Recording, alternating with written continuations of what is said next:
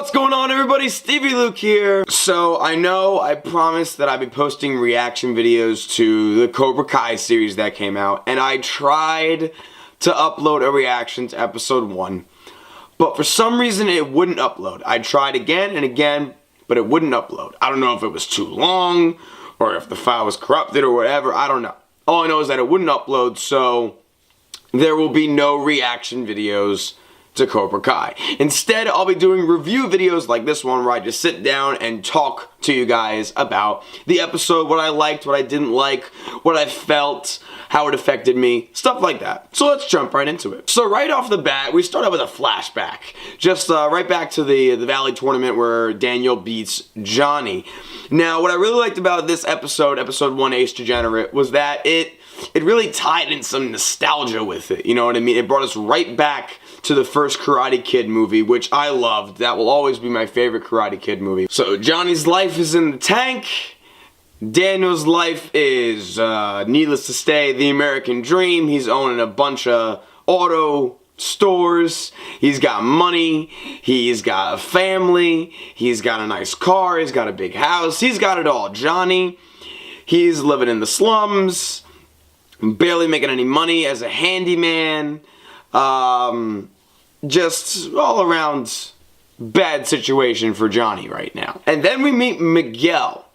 And Miguel, he actually reminds me a lot of Danny from the first Karate Kid movie. You know, very nervous, very shy, very introverted. And I thought, wow, isn't that interesting? They're having a character that was more like Daniel become Johnny's student, so to speak. And I was like, wow, that's interesting. I thought that they would have had a character that was more like Johnny from the first one. Like, you know, that type of kid who needed guidance instead of Daniel's type of kid. As we see Johnny scrounging by, he has to deal with this annoying kid, Miguel, who Johnny doesn't even know that Miguel is going to be his student yet. He's just like, all right, get this annoying teenager away from me. You're bothering me, kid. Goodbye. But then, when Johnny sees Miguel getting beaten up by a gang of teenagers out in the parking lot of a mini-mart, Johnny steps in, but only when they touch his car. Only when the kids sent Miguel flying into Johnny's car did Johnny stand up and say, hey, that's enough. Stay away from my car. Which is interesting because I think Johnny really did want to help, but that's not the type of person that he is, you know what I mean? Like, he doesn't stick his neck out for somebody else unless he absolutely has to, and he was using the fact that they had gotten close to his car as an excuse to finally stand up and help out. So, of course, the kids think that he's just some homeless guy, some old dude that, you know, is just being a nudge and stepping in trying to get into their business, so they try to beat him up too. Notice I said try. Big mistake on the teenager's part. Johnny busts out some of the old Cobra Kai skills, dismantles all of them. So after Johnny beats up the kids, he ends up getting arrested and held in jail for one night, just a night. After that, they release him, and he goes back home. And then happens one of my favorite scenes in the movie. The scene where Johnny is watching the TV and he's flipping through the channels. He can't find anything to watch, and then the Daniel LaRusso Auto Group commercial starts to play. And Johnny it takes him right back. He's like, I hate this guy. This guy humiliated me. He made my life this. So he smashes the TV and then goes out for a drive. And the drive is like the best scene in this episode. And Johnny's having all these flashbacks to like the first movie of him and his friends. And then you have Daniel. And then you have the tournament. And it was just all around such a great scene.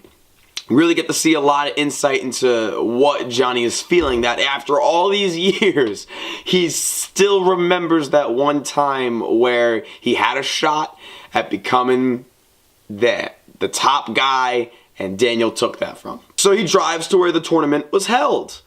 And he's standing there, he's looking at it, and he's remembering the scene in the parking lot where his sensei didn't accept him getting second place.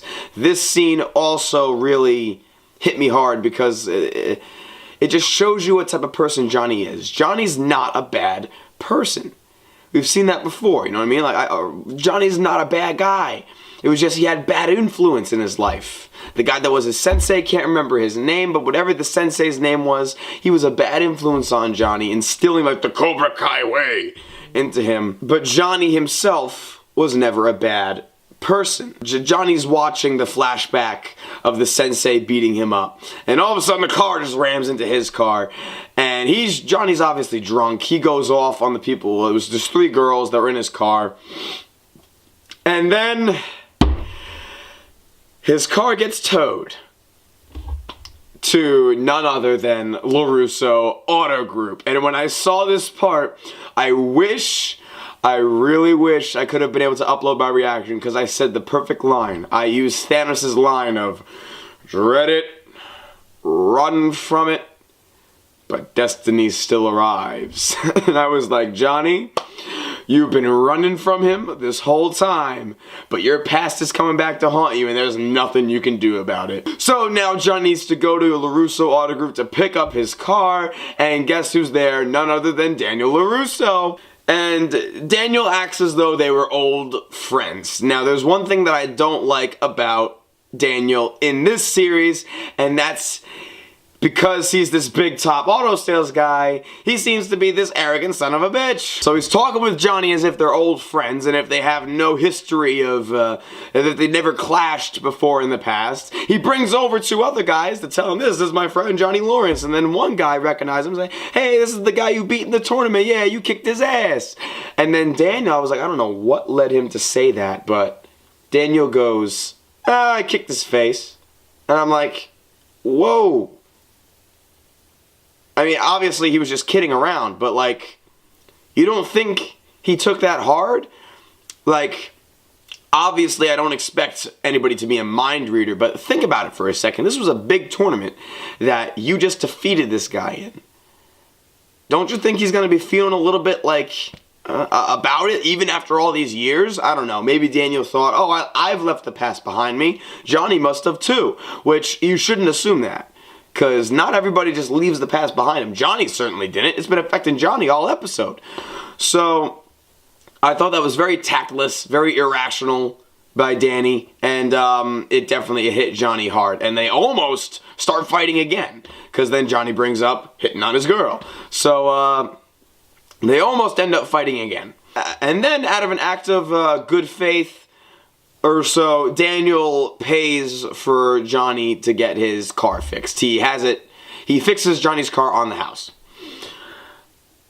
Johnny takes this as, oh, he pities me. He's trying to give me charity. And now it's Johnny's turn to be acting irrationally, because that's not what Daniel's trying to do. Daniel's trying to smooth things over. Johnny doesn't take it that way. Johnny takes it as, oh, he's looking down on me. He thinks I can't handle it. He thinks I can't pay for my own car to be fixed. So Johnny storms out, and the first thing he does is he goes and finds Miguel, and he tells him, you want to learn how to defend yourself without me helping you? All right. I'm going to be your sensei. That is probably going to be the most iconic line in this series of Cobra Kai. I'm going to be your sensei.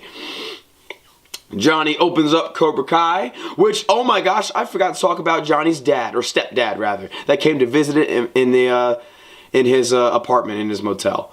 That was a great scene. It definitely showed how Johnny always pushes people away. He doesn't seem to let people in. He always closes the doors to people trying to help him. And he did the same thing with his stepdad. His stepdad was like, you're ruining your life. I don't want to actually be any part of this. I'm going to buy you out of my life. He hands him a check. Johnny's like, nah, I don't need your charity. I don't need your help. I wouldn't take money from you, all that stuff. So Johnny is really against anybody helping him. But after his confrontation with Daniel in the auto store, he finds that check that his stepfather gave him, and he used that money to lease a empty building in the strip mall, and he opens up Cobra Kai.